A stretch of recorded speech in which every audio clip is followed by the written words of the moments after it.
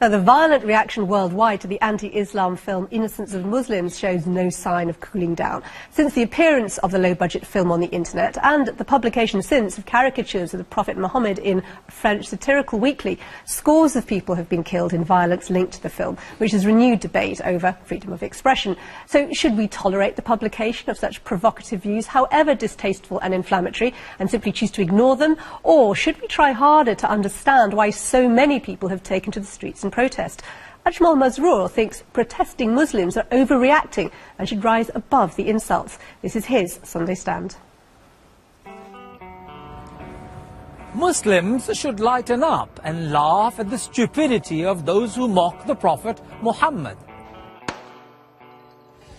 I've been disgusted by the violent response from Muslims across the globe to a ridiculous trailer made about the Blessed Prophet. The film is pathetic and amateurish, but the Neanderthal and irrational response from the Muslim masses have left me feeling extremely embarrassed. When the Prophet walked the earth, he was constantly mocked, insulted, and called all sorts of terrible names. He never responded to any of those taunts or insults. He did not ask his companions to take action to protect his honor. He simply won their hearts and minds through his gentle character. Killing innocent people, burning properties, and rioting is not acceptable to being a Muslim. This is the hallmark of ignorance and backwardness. But I must also emphasize the non-Muslim society's failure to understand and respect the values that Muslims have. Non-Muslim societies have every right to criticize the Prophet, God, Islam, and Muslims. No one should ever take that right away. But you could be critical without the need to ridicule. Respect is a two-way street. I believe that the legacy of the Prophet Muhammad will far outlive all forms of mockery. Well, if you have a webcam, you can make your point on Skype, or you can join the conversation on Twitter, phone, text or email. The details are all on the screen. And joining us for this discussion is Ajmal Mazroor, who just made that film. He's an imam and a member of the Muslim Council of Britain. And in the 2010 general election, he stood for the Liberal Democrats in the London constituency of Bethnal Green and Bow. Welcome to you. I want to start with you, Mohammed. Muslims have chosen, in a way, to make a very big deal out of a pretty rubbish film, and it has been an overreaction, hasn't it? There's no doubt it's a rubbish film, but this isn't film 2012. We're not here to critique the artistic quality of the film. What most people, and people I speak to on Twitter, people I speak to in the street and at meetings, one of the things they're very clear about is that they don't understand the context of the hate, of the pain, of the suffering that Muslims feel in response. Now, Muslims should never go beyond the limits and the boundaries of Islam in terms of peaceful protest and have it using. Well, they've done it, haven't they? Well, some have done it, and I think the question we should be asking is some, not all. Yeah. Many. I've seen the film. It was not very funny. It was pretty disgusting. It was awful in some places. We do have a right to freedom of expression in this country. However, even the European Convention on Human Rights, in Article 10(2), sets limits on that freedom of expression, and it needs to be used responsibly, and it needs to be used in a measured sense. I mean, Douglas Murray, what's interesting is, it said that perhaps in the West we've lost any understanding of the depth of offence that things like this cause to Muslims, and is that a problem of our own making? I think that's true in a way. Just quickly, I mean, the thing of saying Muslims, of course, in this, is that in most countries there's a very small minority of people. I mean, and also we should bear in mind that a lot of political people are using this for their benefit. In Australia, the riots would seem to be led by, organisations like Hizb ut-Tahrir. In Britain, the very small number of protesters who came out seem to have been affiliated with groups like the now banned Al-Mujahirun and so on. So let's not think this is, as it were, Muslims as a bloc taking offence. But there is a correct perception, I think, that Islam as a religion is more brittle and feels these things more woundedly than other religions, and there is a reason for that. I mean, in a couple of weeks' time in London, the musical by the creators of South Park, Mormonism the Musical, will begin. It's been going on Broadway for some years, packed out crowds, including Hillary Clinton, the Secretary of State, who said she was so offended by this film on the internet. So one of the things about this is that most religions by now have realised that being satirized, being critiqued, being even ridiculed and criticised. Let's face it, just criticised or looked at in a historical manner, as happened a few weeks ago with a film by Tom Holland on Channel 4.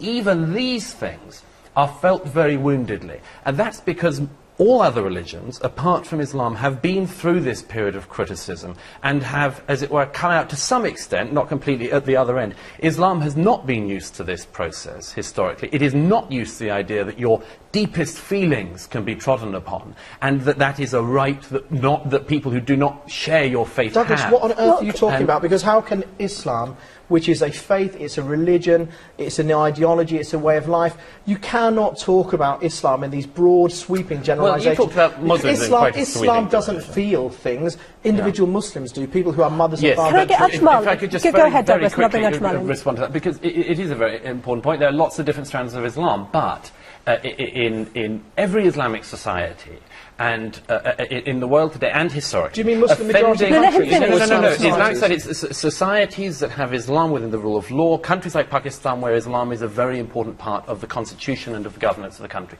These places all put a particular emphasis on the fact that the ridiculing of the Prophet Muhammad or all sorts of claims about him, asking whether he existed and so on, is blasphemy, and that blasphemy should be punished. I mean, Ajmal, it is an issue about those countries, isn't it? And it's all very well for you in the West to say, look, you can rise above it. But in Pakistan, in Yemen, in these places where there's been violence, they can't, can they? I've got simply 3 points to make on this particular discussion. I think there's one correction for Douglas's information. Islam has been through 1400 years of critique, discussions and debates, internally and externally. And it has gone through it without a problem, and it will go through it without any issue. I have no issue with that. I think there is an element of truth in what we are saying here to do with Muslims' disproportionate response. The reasons these responses are particularly prominent in countries like Pakistan, Yemen, in Bangladesh, has more to do with politics than religion. Let me give you an example. Very briefly. Most of these countries are ruled by dictators and despots. Illegitimate governments, corruption is rampant, poverty is acute, no opportunities for people to make a better future for themselves tomorrow. And don't forget, the drones attack that has dominated Yemen and Pakistan has also exasperated frustration. So what we are now seeing is a political response using this as a pretext. As an excuse. But Prophet Muhammad, let me put it clearly, Prophet Muhammad doesn't need our defense. Okay. And God doesn't need our defense. All right, what we need to do is defend ourselves. Absolutely. The second point you make, I think, is perfectly valid. The first, I think, is not. For this reason. You say that Islam has been through this process for 1400 years. A part of that is true. There has been debate within Islam. But on the fundamentals of Islam, about the nature of Muhammad, about whether or not he existed even, whether the Quran was created by him or was created by God, whether he invented it. These things actually Islamic societies tended to, and Muslims even today, feel very brittle about. The fact is, and all singing... Do you want me to name you scholars? Let Douglas just finish, yes, please. And I could name them back, and many have suffered for raising these questions when they have. The fact is that we can put it this way: an all singing, all dancing Mormon musical is a threat to nobody. Nobody thinks that Mormon mobs are going to go and kill anybody, or threaten to. But there is a risk, and it is a legitimate risk in the world today, that an all singing, all dancing Muhammad musical in the West End might not go off Samira, so there well. is a very simple thing. If I keep insulting you, if I keep offending you, there is a limit to what I call freedom of speech. You cannot keep insulting me and offending me. I would turn around and say, Samira, your joke is not funny, please stop it. Eventually you'll stop. Do you know why? Because you'd respect me. You'd be kind and courteous to me. And but this is about belief and not about individuals. I want to pause it there for a second. A billion people are simply saying, what is wrong with accepting that we have the right to revere and follow our Prophet the way we do. But you have the right to criticize our religion, no problem. Be critical, but don't ridicule. All right, well, okay, let's bring in a couple of other contributors. We're joined by Miriam Francois Serra, who's a freelance journalist. You've been hearing the discussion here. I just wonder if we could go back to that point about how far it's politics picking up on an excuse to stir up trouble for their own ends. Is that what this is really about? I certainly think when we're looking at the international dimension, we have to look at the places where the protests have been most violent, and they have been concentrated in countries which have recently experienced periods of upheaval, be they recent revolutions, be they wars. We spoke about drone attacks in Pakistan, in Yemen, where some of the most violent protests did occur. And so I think, if you like, I would interpret the film as being more of a focal point, which has allowed broader popular anger about a wide range of issues, including concerns about local government corruption, but also US intervention in the region and the impact that the American war on terror has had on many innocent civilians in the region. And so all of that anger and frustration which has been fermenting has expressed itself, and then it's become instrumentalized by various political parties, more or less extreme in the region, for their own ends, to destabilize local governments, to advance their own ends. Miriam, thank you. I want to bring in A.B. Bowman now, who's a stand-up comedian. Now, you've done comedy about Islam and Christianity. In fact, you performed Jesus the Guantanamo Years in Pakistan, I understand. What do you make of this idea that we can't ridicule Muslims? I mean, are Muslims too easily offended or not? Well, my experience in Pakistan, and I think it's worth reminding your audience that Jesus is a prophet in Islam, so to depict him on stage, I should have, under the Taliban, would have been sort of beheaded for that. But my experience was that the audience in Pakistan were extraordinarily open to that. And I would agree with what your other commentators have said, that Islam is a much wider religion than just one. You know, there's 1.3 billion Muslims in the world, so even if there were 13 million rampaging, flag-burning suicide bombers, that would be 1% of Islam, and there's nowhere near 13 million. The number of suicide bombers is going down all the time. Well, what do you think of the idea that, you know, we're somehow supposed to self-censor in case people choose to make political capital out of it? I mean, there's no connection between this film and drones, but it seems to be a reason given not to allow any films like this to be made or promoted.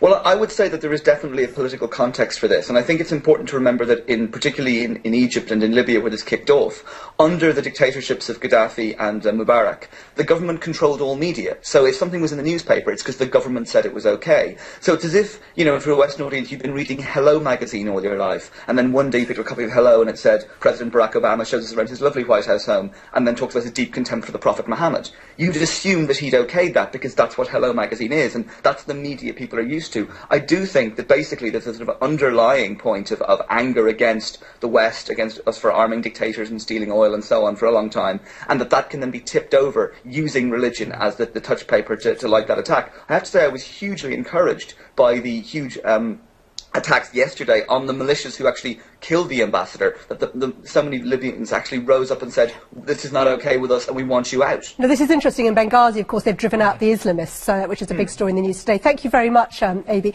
Can I quickly bring in Benjamin Lazarus, who's a freelance journalist?